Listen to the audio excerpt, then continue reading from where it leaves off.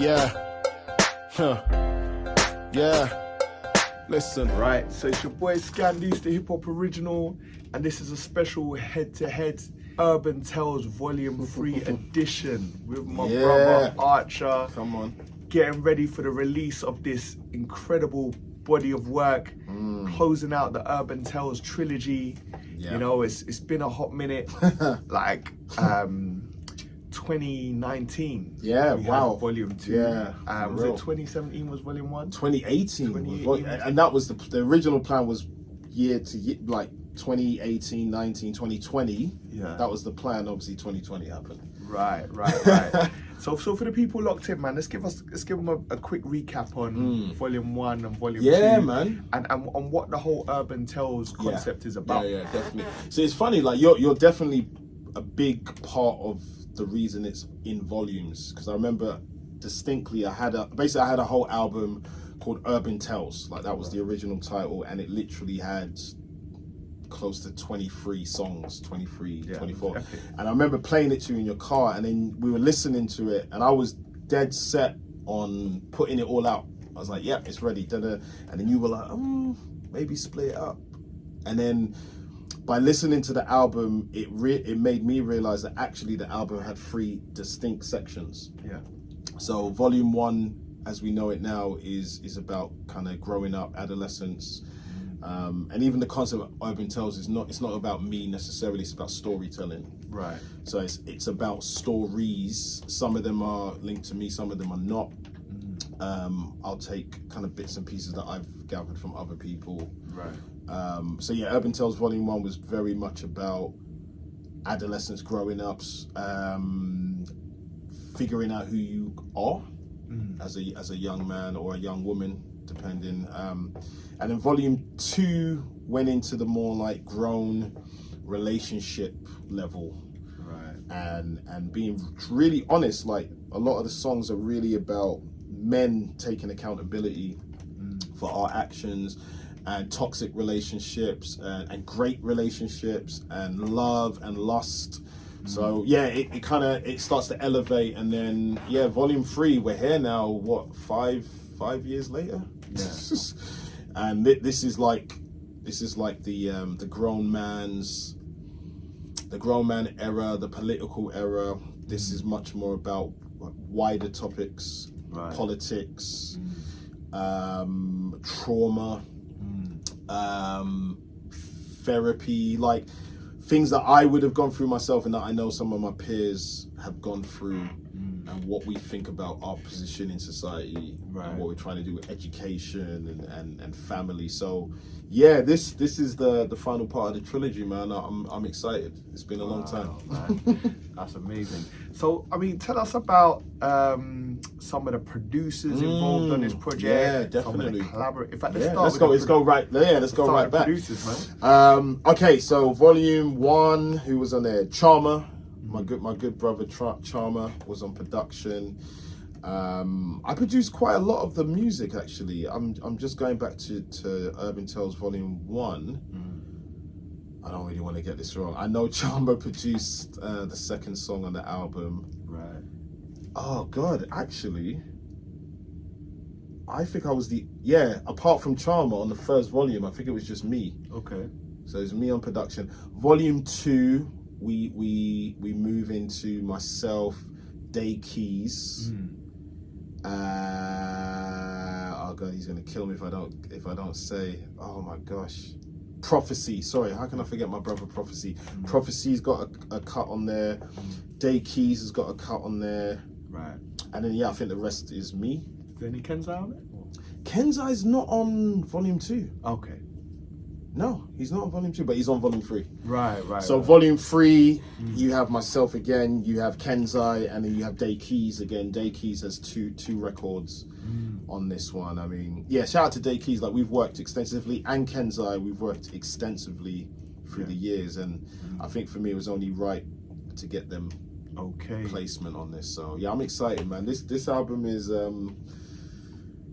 very musical. Yeah, very, very musical. Yeah. So yeah, those are the producers. Right, so let's talk about some of the features, man, because you got some, when I mean exclusive features, man. you've got certain artists that never come outside. Never come outside, yeah, that is true. Let's go back to Urban Tales Volume 1. Urban Tales Volume 1, oh my God, I got my brother Radimo. Radimo's an exceptional saxophonist, flute player. You know, brother Radimo is on there playing some amazing parts. I've got Tendai, a phenomenal vocalist, who on Circles, which I think arguably for a lot of people is like one of their favorite songs from the kind of Urban Tales. She absolutely bodied that. And the video was amazing. And the video, shout out to the video, shout out to everyone that was involved with the video and the production, Global Faction, yourself, you popped up in there. Also got Lee doing vocals on there, and Shay's got vocals on there. Volume 2 was very much about like vocalists. Yeah. Nick Brown on there. Nick Brown is on there. Shout out to my brother Nick Brown.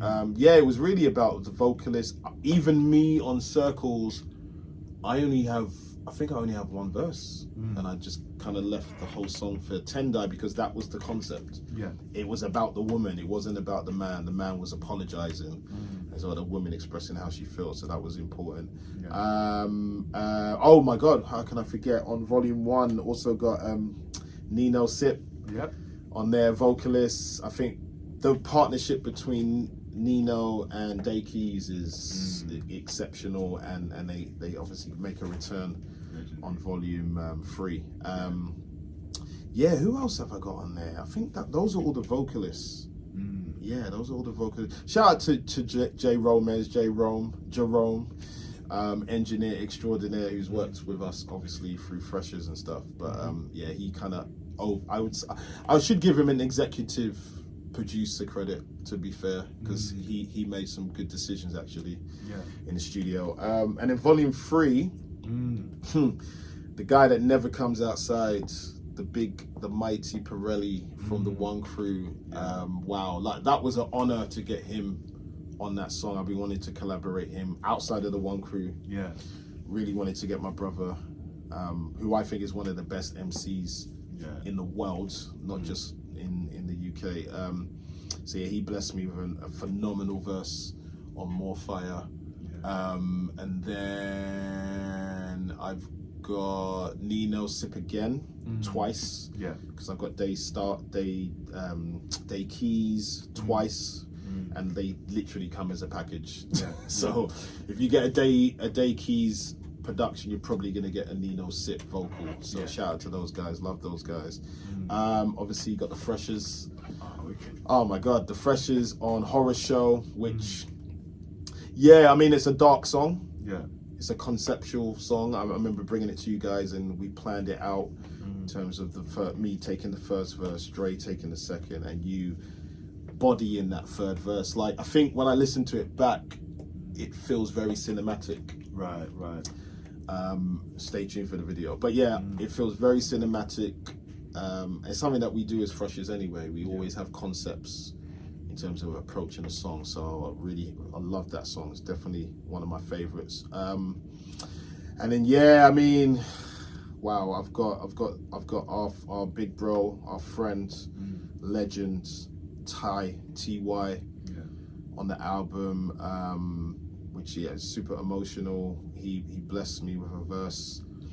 Just a quick story actually, like I met Ty when I was with the One Crew back in like early 2000s, late 1999 I'd say. He was always big bro. He was always our senior pioneer, hip hop legend.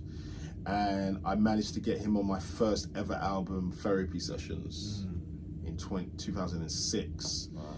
And I'll never forget, I hit him up, I said, can you come and just do a little speech at the beginning of the album? He's like, yeah, cool. I picked him up from the station, we went to the station, and went to the studio, and then we did a little intro, a little concept I had. Finished the session, drove him back to the station. He gets out of the car and he turns back and he says, Arch, you didn't want a verse. you have to understand, Ty at that time to me was giant. Like, in me even getting him on the album with his vocal was a bit, like him saying he would have done a verse in 2006. You know how painful that was, bro? Like, he walked away and I just had to hold that. And I just vowed one day I have to get him on a song. And yeah, it was around the time he was making Work of Heart. He came to my studio, and he basically played me a rough version of the album, and I remember hearing it and going crazy. I remember hearing Brixton Baby. I remember hearing the song he did with Dirty Goods. And I was like, whoa, this album sounds nuts. And if you know Ty, you know it's always quality. So, but just hearing it in that infancy was amazing. And yeah, that after he played me his album, he came and done the verse for my album. We're talking 2018. So in 2018, Ty recorded the verse that you're gonna hear on the album. So we're talking 6 years ago. Obviously, we lost him too soon, and yeah, I knew I wanted to make sure when the song comes out, it's going to be presented in a way that would honor him. And I guess with 2020, him passing, I wasn't really in the zone to put out the album. And then it felt right, 2024. And yeah, we've got an amazing video in the works featuring Ty. And yeah, man. I mean, like you know, you've been pushing past the torch.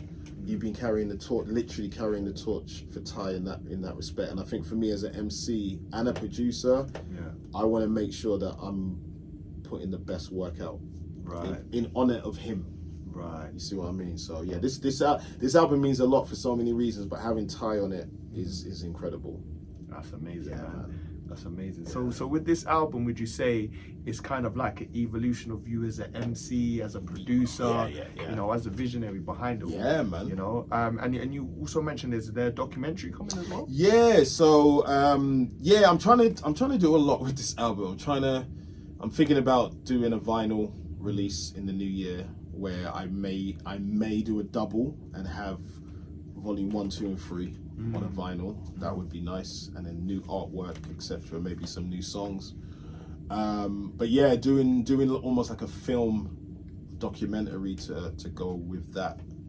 I've got some great footage of like just everyone I've worked with. There's some amazing footage with Ty that I have that would be great for everyone to see.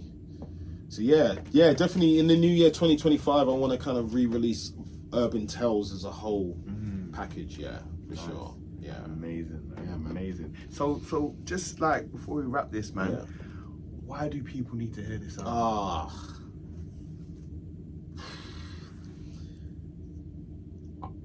In the last 5 years, I've been listening to this album by myself. Like it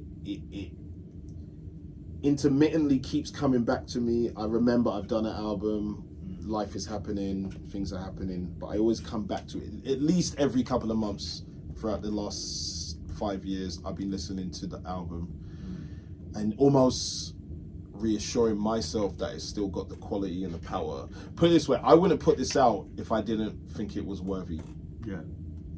If I didn't think it was worthy, I wouldn't put it out. And I think you should listen to it because of Ty. Definitely. Like, I think Ty's verse, Ty's voice, Ty's essence resonates not just in the song but across the album. I think the topics I cover are really important. A song that Kenzai produced called Happy Face, which is essentially about trauma or hidden trauma, specifically for men as well. Like, we tend to hide a lot of our emotional baggage, and especially in our culture, if you think about Caribbeans, Africans, like, it's that whole just get on with it mentality. And with Happy Face, I really just wanted to literally take the mask off. And there's a whole concept in that song, so I think that's an important song for us. I think things like Horror Show, we're talking about obviously knife crime, but even flipping that and seeing, okay, there's two victims. There's the person who died and there's the person who committed the murder is a victim in some way. And I know that's hard for a lot of people to understand, but I think what you captured is key for us as a society to think about. I think it's an important album. I'm not just saying that. I've listened to this objectively. I'm my hardest critic. Production wise, lyrically, I've picked it apart. I'm happy with it. Shout out to Tommy Evans. How could I forget Tommy Evans? Oh my God, Tommy Evans actually helps me to close the album with an amazing verse that only Tommy Evans can do. But yeah, that song actually, the one that me and Tommy Evans done, came from Grenfell. Right. Tommy Evans is a local resident, and obviously it impacted all of us. And I remember going to the site, and then all the news coverage that came, went to a couple of community conferences and talks, and just heard some stories about the individuals. And I think that's what was important, hearing names of families and men, women, children who died. And there was one name that resonated, and we pay tribute to that person on the album. So yeah, I think it's an important album. I will hope it transcends the UK. I hope it transcends internationally and globally, because I feel like, I don't know, I think it's worthy. Yeah. Humbly, I think it's worthy. Brilliant, man. We look forward to getting it in its entirety. Yes, come on. Next week, the 20th of December. 20th of December, DSPs. Yeah, man. Wicked, man. So if the people want to get in touch, you know, what's the best way to get hold of you, man? Social medias that I'm actually active on. Instagram, ARTCHATEC, Artcha Tech on Instagram. I'm also on, I'm just trying to think, where am I? I'm not on many actually. Instagram, TikTok. I've now got onto the TikTok revolution. Like the old man trying to operate TikTok is nuts. But yeah, I'm on TikTok, Artcha Tech as well. And obviously DSPs, just type in ARTCHA, Artcha, and then Wicked. all good, man. Wicked, man. Let's appreciate respect you so King, much. always, brother. Looking forward to this project, man. Come on, brother. Till next time. Peace. Yeah. Yeah. Listen.